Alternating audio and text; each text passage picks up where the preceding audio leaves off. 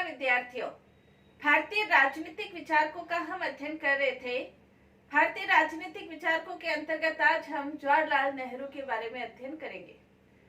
जवाहरलाल नेहरू के बारे में जैसे हम सभी जानते हैं, उनका जन्म 14 नवंबर 1889 को 1889 को इलाहाबाद के अंतर्गत हुआ था।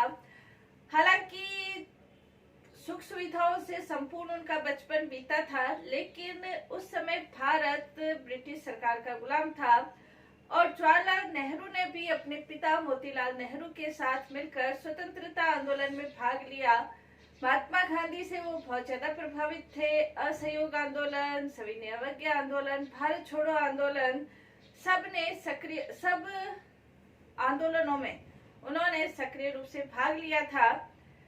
जब कांग्रेस की विचारधारा ब्रिटिश शासन के अंतर्गत स्वराज्य प्राप्त करने की थी, तब जवाहरलाल नेहरू ने ही 1929 के अंतर्गत पूर्ण स्वराज्य की घोषणा की थी। और जब संविधान बना था उस समय दिसंबर 1946 के अंतर्गत संविधान किस दिशा की ओर जाएगा, उसके लिए उद्देश्य प्रस्ताव भी जवाहरलाल नेहरू ने प्रस्तावित किया था।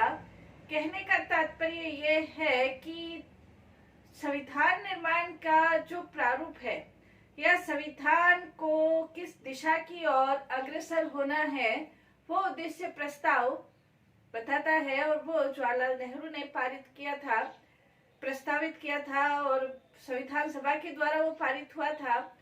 जवाहरलाल नेहरू का स्वतंत्रता आंदोलन में तो योगदान है ही है, लेकिन स्वतंत्रता के बाद जो भारत की सामाजिक, आर्थिक, राजनीतिक, बौद्धिक, शैक्षणिक अनेक क्षेत्रों में, क्योंकि भारत गुलामी से आजाद हुआ था, तो अनेक प्रकार की समस्याएं विद्यमान थी।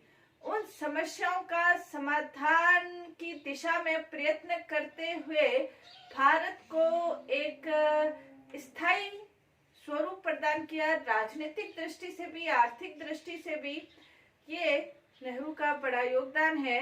और इसी के कारण महात्मा गांधी ने भी उनके बारे में ये कहा था कि वो नितांत उज्जवल है, यानी कि नेहरू नितांत उज्जवल है और उनकी सच्चाई संदेह से परे है।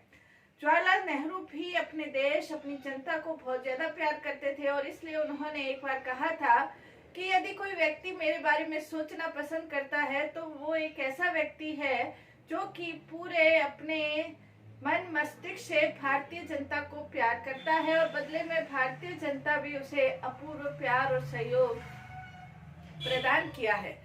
जवाहरलाल नेहरू ने अनेक पुस्तकों की भी रचना की, जिसके अंतर्गत भारत एक खोज, भारत की एकता, आत्मकथा, विश्व इतिहास की झलक, ये उनकी कुछ पुस्तकें हैं। जवाहरलाल नेहरू का राष्ट्रीय आंदोलन के अंतर्गत 9 बार वो जेल गए। 9 वर्ष के अधिक का समय उन्होंने जेल में व्यतीत किया। कहने का तात्पर्य ये है कि उन्होंने स्वतंत्रता आंदोलन में योगदान दिया और साथ ही साथ स्वतंत्र भारत के प्रथम प्रधानमंत्री भी थे और भारत को राजनीतिक स्थायित्व प्रदान करने के साथ ही साथ अंतर्राष्ट्रीय जगत में भी भारत को एक महत्वपूर्ण स्थान नेहरू के द्वारा प्रदान किया गया था। 1964 में जवाहरलाल नेहरू की मृत्यु हो गई थी। जवाहरलाल नेहरू का यदि हम उनके विचार देखें तो राष्ट्रवाद के संबंध में उनके विचारों का आज हम अध्ययन करेंगे। जवाहरलाल नेहरू के ऊपर यह आरोप कई बार लगता है कि वो अंतर्राष्ट्रीयवाद पर ज्यादा जोर देते थे और उस कारण से अंतर्राष्ट्रीयवाद को ज्यादा महत्व देने के कारण से राष्ट्रवादी जो भावना है वो उनकी कहीं न कहीं कम होती हुई दिखाई देती है। लेकिन ऐसा आरोप निराधार है। वो जैसे राष्ट्रवादी थे, जितने अंतर्राष्ट्रीयवादी थे उतने ही राष्ट्रवादी थे। राष्ट्रवाद की उनकी जो भावना है वो किसी भी प्रकार से उसमें कमी नजर नहीं आती है। और इसीलिए एक बार 1942 में कांग्रेस का जो अधिवेशन था, उन्होंने कहा था कि मैं राष्ट्रवादी हूँ और मुझे राष्ट्रवादी होने पर अभिमान है। वो भारत को, भारत की संस्कृति को, गौरव को, इतिहास को, उसके प्रति पूर्ण सम्मान की भावना रखते थे, लेकिन वो किसी भी संकीर्ण, संकुचित दृष्टिकोण में बंधे हुए नहीं थे। वो पूर्ण रूप से राष्ट्रवादी थे। अपने देश की संस्कृति, सम्मान, सभ्यता सभी में उनका आदर भाव था और राष्ट्रवादी होने में वो गौरव की भावना का अनुभव करते थे। राष्ट्रवाद के संबंध में उनका विचार यदि हम देखें, पहला हम कह सकते हैं राष्ट्रवाद स्वतंत्रता का मूल प्रेरणा स्रोत।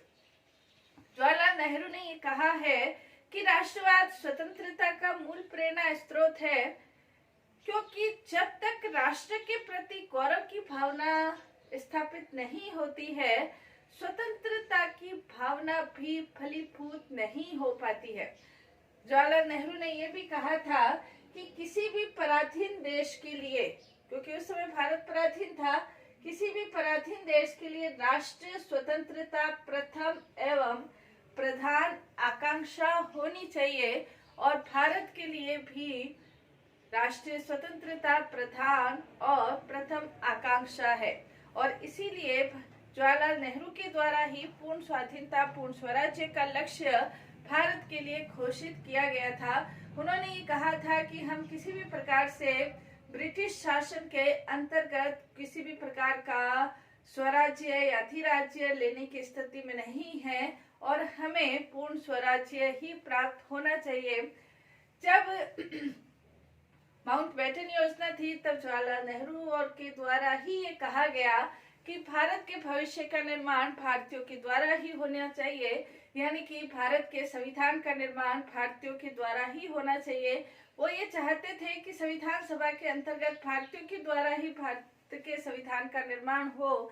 साथ ही वो ये चाहते थे कि भारत को जल्द से जल्द ब्रिटिश सरकार से स्वतंत्रता प्राप्त हो जाए। उन्होंने ये कहा कि कोई भी पराधीन देश हो, भारत की स्वाधीनता सिर्फ भारत के लिए ही नहीं बल्कि पूरी दुनिया के लिए भी आवश्यक है, क्योंकि भारत स्वाधीन होकर दूसरे देशों की अनेक तरीकों से सहायता कर सकता है। अपने देश की जहां समस्याओं का समाधान भारत कर सकता है, साथ ही दूसरे देशों के स्वाधीनता संग्राम के अंतर्गत भी वो उनकी सहायता कर सकता है। तो जवाहरलाल नेहरू का हम कह सकते हैं कि राष्ट्रवाद की उनकी भावना का विचार स्वतंत्रता से जुड़ा हुआ है और स्वतंत्रता की जो उनकी धारणा है वो राष्ट्रवाद की मूल प्रेरणा स्रोत के रूप में कार्य कर रही है। दूसरा, इसके अंतर्गत राष्ट्रवाद के भावात्मक पक्ष पर उन्होंने बल दिया। राष्ट्रवाद के भावात्मक पक्ष पर बल देते हुए उन्होंने कहा कि भारत के अंतर्गत विभिन्नता है और उस विभिन्नताओं के साथ हमें जीना है। भारत के अंतर्गत धर्म के क्षेत्र में यदि हम सोचे एक धर्म स्थापित हो जाए, पॉसिबल नहीं है। भाषा की दृष्टि से, संस्कृति की दृष्टि से, रहन सहन की दृष्टि से, क्षेत्र की दृष्टि से भारत में विभिन्नता है, लेकिन इन विभिन्नताओं के होते हुए भी हम भावात्मक रूप से अपने आप को एक महसूस करें, ये विचार प्रत्येक भारतीय के मन में होना चाहिए। उन्होंने ये कहा कि भारत का जो इतिहास है एक समृद्ध, समुन्नत इतिहास, प्रगतिशील इतिहास रहा है। उस इतिहास के प्रति हम गौरव की भावना को अनुभूत करते हुए भावात्मक रूप से एक दूसरे से जुड़े रहे।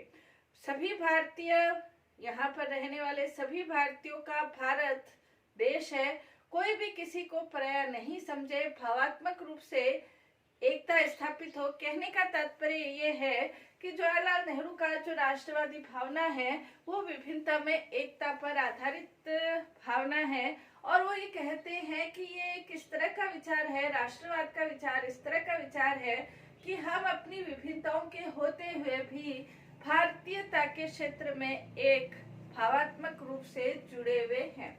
नेक्स्ट, इसके अंतर्गत भारत के संदर्भ में उन्होंने ये कहा कि अतीत, वर्तमान और भविष्य के मध्य जो समन्वय है उस आधार पर हमारा राष्ट्रवाद स्थापित होना चाहिए।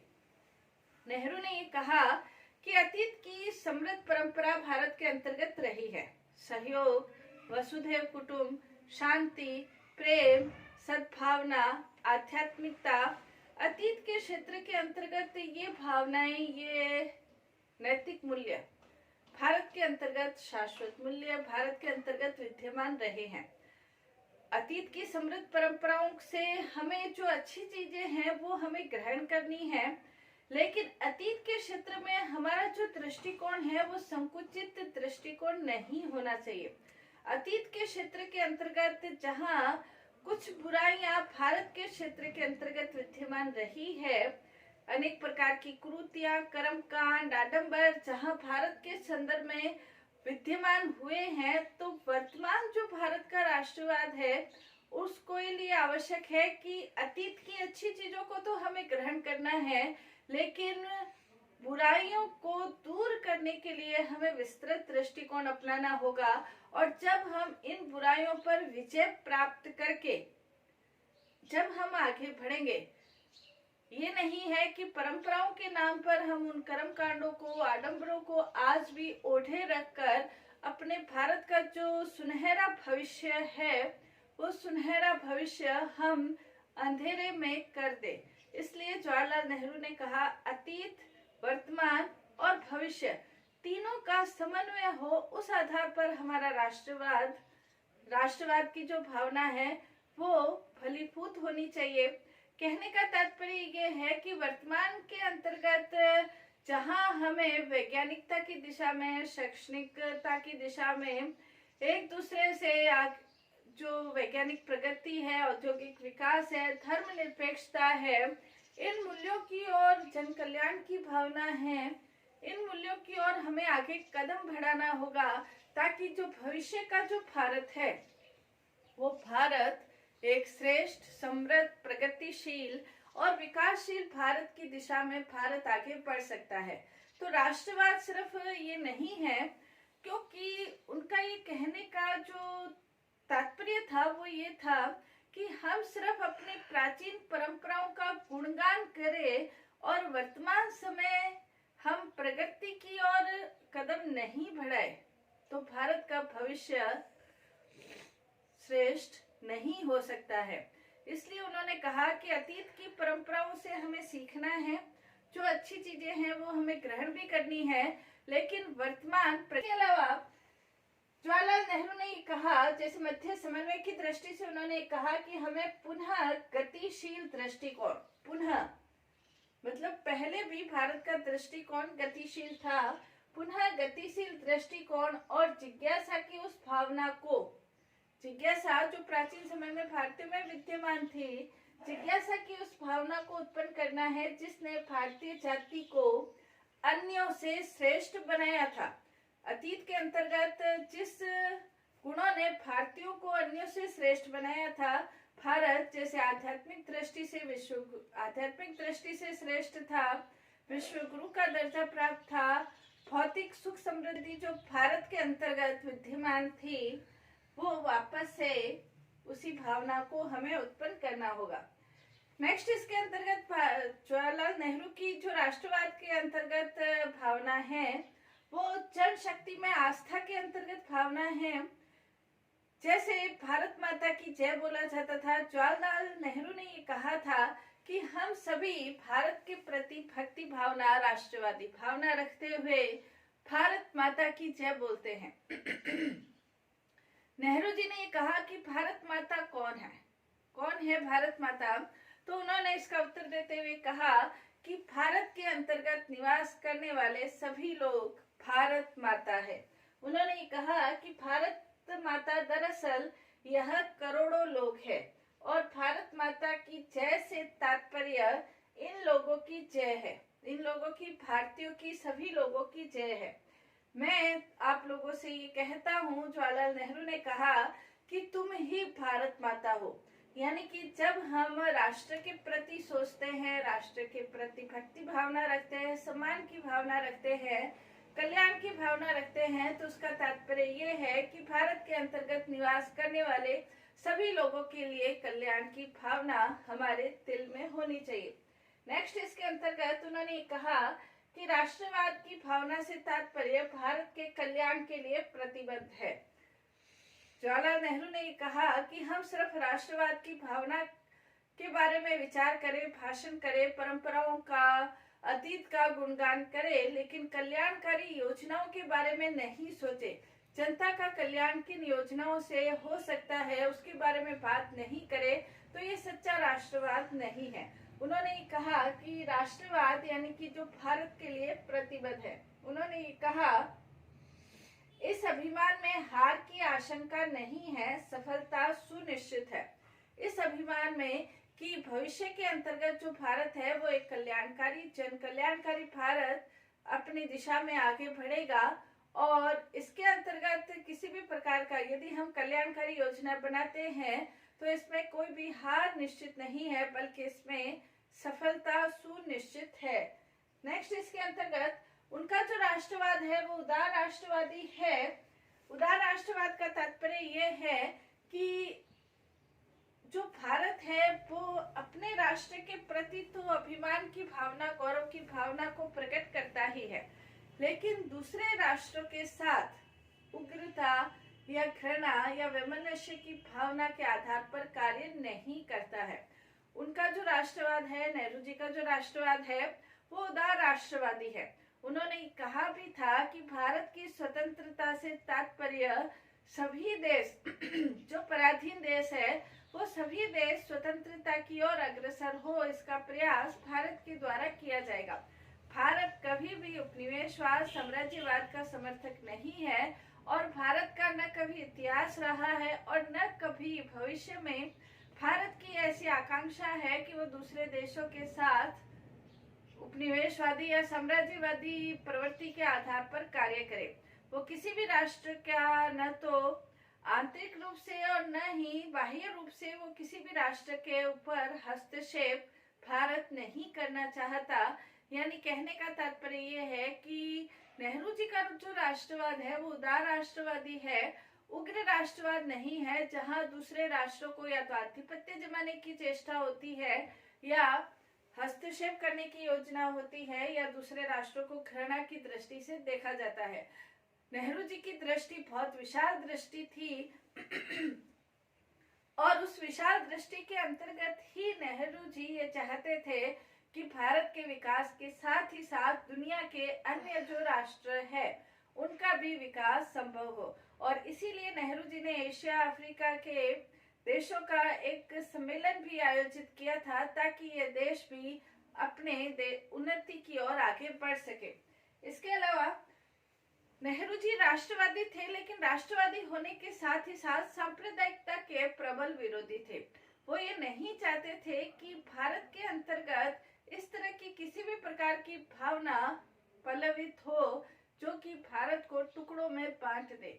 इसलिए जवाहरलाल नेहरू ने लोगों को स्पष्ट करते हुए कहा कि ये जो सांप्रदायिक तत्व है, ये सांप्रदायिक तत्व अपने आप को धार्मिक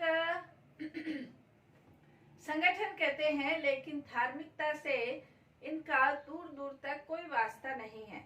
ये जो सांप्रदायिक संगठन है ये अपने आप को एक आर्थिक कार्यक्रम भी बताते हैं, लेकिन इनका कोई आर्थिक कार्यक्रम भी नहीं होता है। जवाहरलाल नेहरू ने यह भी कहा कि ये जो सांप्रदायिक तत्व है इनका मूल उद्देश्य राजनीतिक सत्ता से कुछ न कुछ लाभ प्राप्ति की ओर होता है और ब्रिटिश सरकार के द्वारा भी इनको पुष्पित पल्लवित किया जाता है इस कारण से ताकि उनकी सत्ता बनी रहे और ये भी ब्रिटिश शासन से अपने कुछ फायदे लेने चाहते हैं। इस कारण से ये धार्मिकता का, आर्थिकता का जो आवरण है वो ओढ़े हुए रहते हैं, लेकिन वास्तव में उनका उद्देश्य राजनीतिक उद्देश्य होता है। जवाहरलाल नेहरू ये नहीं चाहते थे कि सांप्रदायिकता का कोई भी तत्व भारत में विद्यमान रहे और जो भारत की एकता को खंडित कर दे। इसलिए जवाहरलाल नेहरू ऐसी किसी भी विचारधारा में सम्मिलित नहीं होते थे जो भारत को बांटने की कोशिश करती है। जवाहरलाल नेहरू ये चाहते थे कि भारत के अंतर्गत रहने वाले सभी धर्म के लोग अपने आप को भारत का नागरिक मानते हुए सभी धर्म एक दूसरे के साथ भाईचारा, प्यार, सहयोग, सम्मान की भावना से रहते हुए अपने आप को भारतीय मानते हुए आगे बढ़े। यही सच्चा राष्ट्रवाद कहा जा सकता है। धन्यवाद।